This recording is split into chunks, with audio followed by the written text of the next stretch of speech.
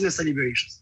Të kërkosh 3 javë, 4 javë, 3 muaj, ku diun se çfarë, është domethënë totalisht jashtë çdo logjike njerëzore, praktike parlamentare dhe sigurisht jashtë ligjit.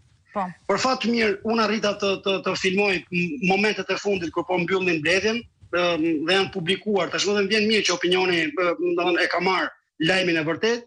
Tek ne i thonin që mos e mbyll mbledhjen se nuk mund ta mbyllësh mbledhjen pa caktuar datën tjetër tani. Jo për një afat të pacaktuar. Po dhe është ajo video. Mos u largoni më lejon se sot ne duhet kishim kryer. Më lejon ta plejoj videon dhe pastaj ndalem një koment të fundit tu se unë doja vetë ndalesha tek ajo video. Për dy arsye, do ta them pas pak arsyen e dytë, për një element që mua më bëri shumë përshtypje. E ndjekim?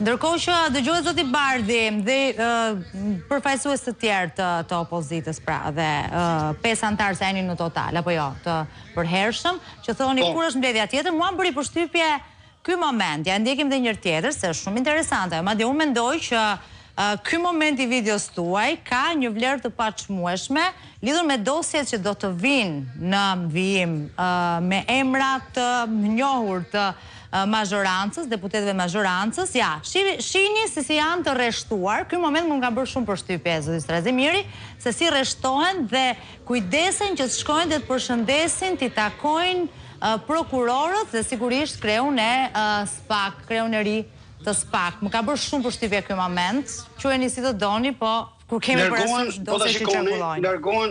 Largohen si persona që sapo kanë kryer një krim dhe po largohen nga skena e krimit. Keni të drejtë shumë, po, në mënyrë shumë hipokrite dhe fajtore, do thoja, u kujdesën që t'i takonin një për një ekipin që kishte ardhur nga SPAK-u, pikërisht siç bën çdo fajtor që e di që nesër do të jetë në dorë tyre apo që e di që kanë dosje edhe për ta. Kështu që ja bëm të qartë dhe këtë edhe gjatë mbledhjes, interesi ynë në atë mbledhje ishte që e vërteta të dali në dritë, që SPAK-u të mos i mungoj asnjë element nga ana të mos ketë asnjë pengesë nga ana e kuvendit, ashtu sikurse të garantohen të gjitha të drejtat e secilit prej personave të përfshirë në këtë aferë, siç është bërë gjithmonë. Dhe siç u thash, afatet ishin ato me cilat ka operuar kuvendi. Nga 2 orë kohë për të njohur me dosjen që i lanë Sali Berishës deri në 72 orë kohë që i lanë Arben Ahmetaj. Po, dhe ne kemi material. Nga kjo pikpamje kuptoj që as praktika parlamentare, as rregulloria, as kushtetuta nuk pinin ujë. Kishin një urdhër politik, po të paqartë, duheshte sot gjëja të mos përmbyllej dhe e lanë pa afat.